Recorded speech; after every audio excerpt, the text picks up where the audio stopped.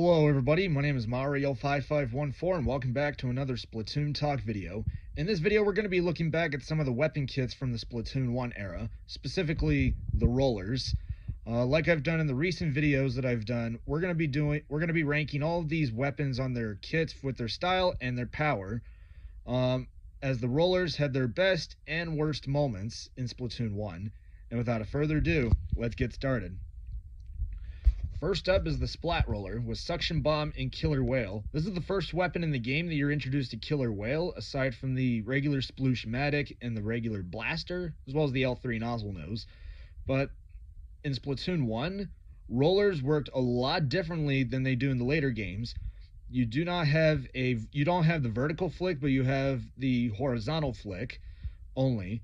So it's kind of a pain when you want to do a longer roll flick, but the vertical flicks didn't exist until Splatoon 2, so you are hindered with that.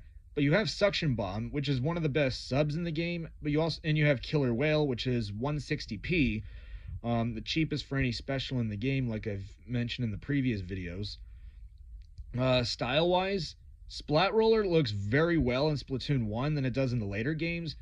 Yeah, shooters and rollers looked a lot better in Splatoon 1 than they do in Splatoon 2 and Splatoon 3. So for its style, I'm going to give it an 8 out of 10.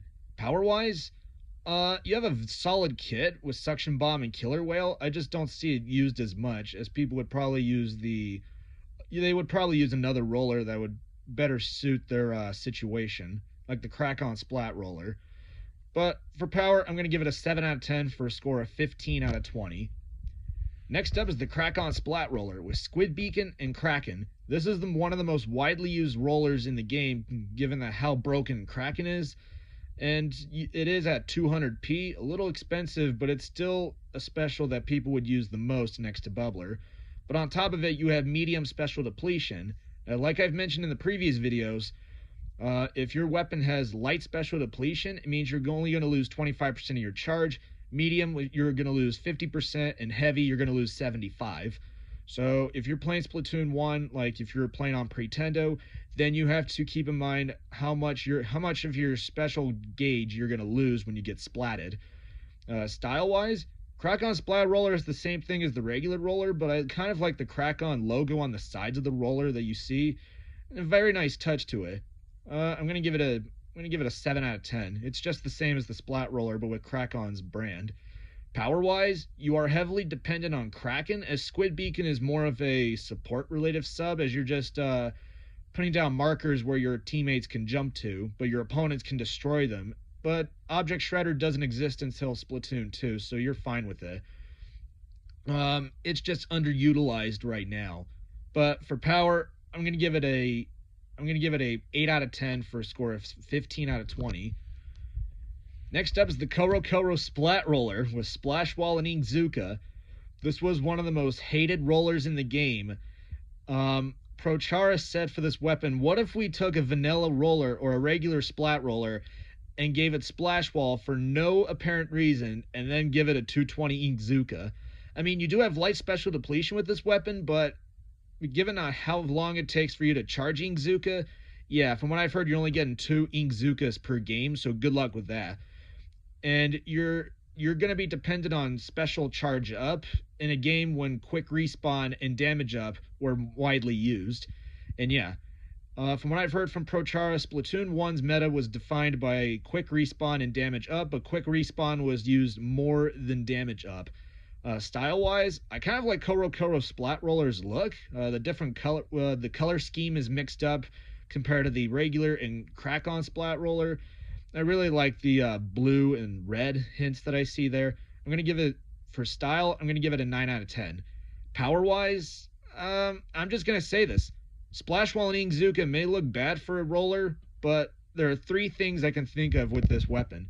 Number 1, even if you are using Splash Wall, you can still use it you can still have it in a situation where you feel like you're going to get splatted, and you could also use it for a getaway in case things get too crazy. Number 2, the Splash Wall can protect you when you deploy the Inkzuka, so when you're ready to use the Inkzuka, throw down the Splash Wall and then just deploy the Inkzuka without any problems. And number 3, if you do put down the splash wall and your opponents do go through it, just run. Like, splash wall is your one thing that can help you get a getaway or make your escape plan a lot easier. But I'm still going to give it a 7 out of 10 for a score of 16 out of 20. Next up is the Carbon Roller with Burst Bomb and Inkzuka. This is one of the more better weapons with Inkzuka on it. And although I did say Inkzuka is 220p, but guys, it's a roller with a Burst Bomb. If you guys have played Splatoon 3, the Carbon Roller Deco has carried on the regular Carbon Roller's kit. But on top of it, you have medium special depletion, which makes the regular Carbon Roller in Splatoon 1 the only weapon that has Inkzuka with medium depletion. All the other Inkzuka weapons are light depletion, and the Carbon Roller is the only medium special depletion weapon with Inkzuka. And yeah, Inkzuka is a lot powerful than what you may think. Even though it's 220p, Inkzuka compensates for the Carbon Roller's short range. So yeah, I like it. Style-wise, the pink hues are actually very nice for it. It complements very well the top of the bottle that we see on the tank for the Carbon Roller. It's supposed to be, from what I've read on Inkopedia, it's supposed to be modeled after a bicycle, so I could see the resemblance there. I'm going to give it an 8 out of 10 for style. Power-wise, Burst Bomb and Inkzuka go very well with this weapon.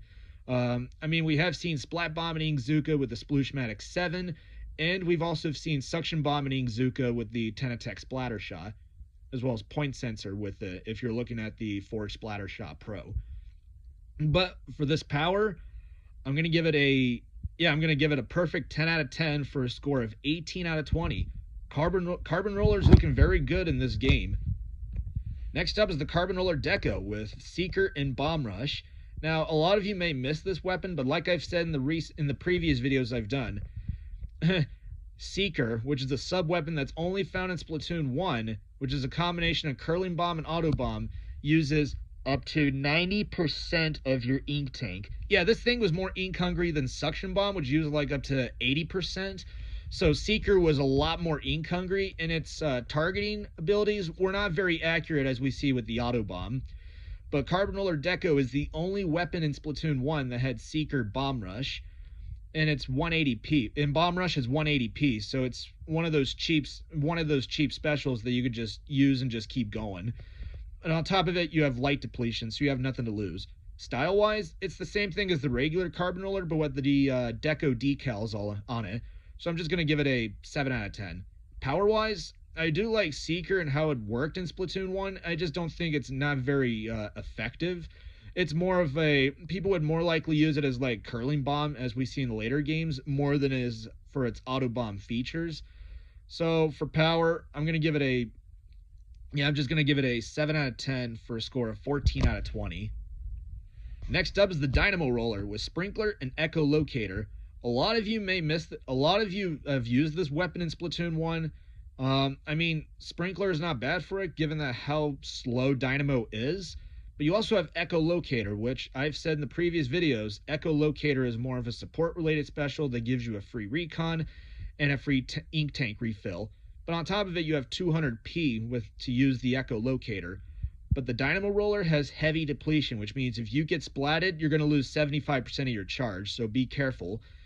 And yeah, considering the fact that it has no vertical flick, the horizontal flick was a lot better for Dynamo, and I can safely say that. I have used Dynamo Roller in Splatoon 3, as well as the gold variant in Splatoon 2, and it is, Dynamo Roller's horizontal flick is it's a little faster and more effective than the vertical flick. Vertical flick is a little slower, and it leaves you out in the open for an attack compared to the horizontal flick, which does take long, but it doesn't take as long as the vertical flick that we see in the later games.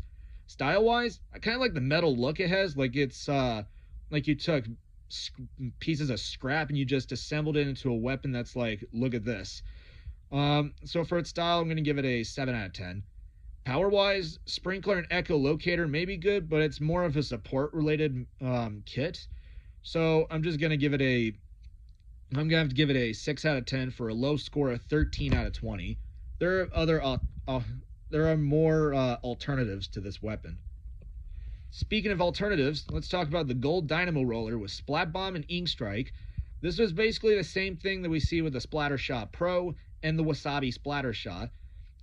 And Ink Strike is 180p, which is pretty valuable if you ask me. I mean, Ink Strike is it's cheaper than Inkzuka and Kraken, but Ink Strike was just one of those displacement specials that just that gave you extra painting output and kept the floor painted. But Ink Strike would also be used strategically in areas where your enemy could be, allowing you and your teammates to move forward or splat them when they're distracted by the Ink Strike that lands where they are.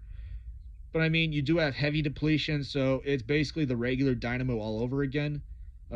Style-wise, Gold Dynamo Roller actually has a very good look.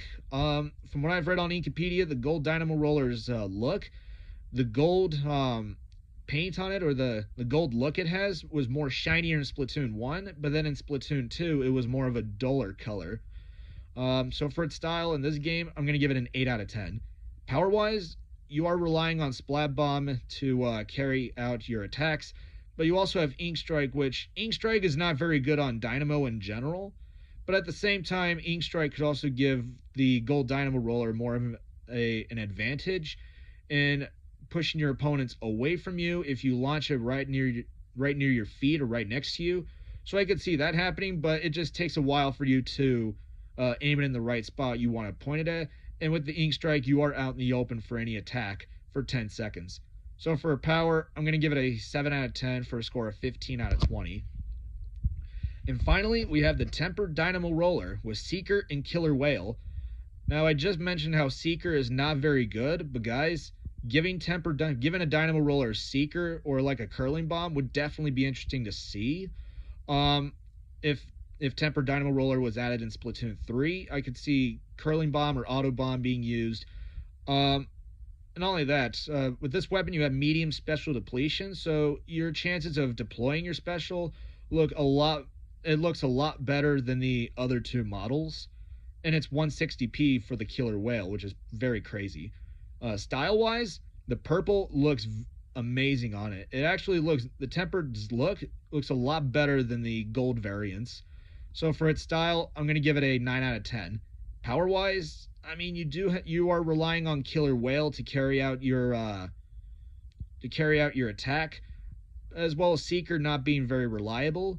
So for its power, I'm going to give it a 8 out of 10 for a score of 17 out of 20.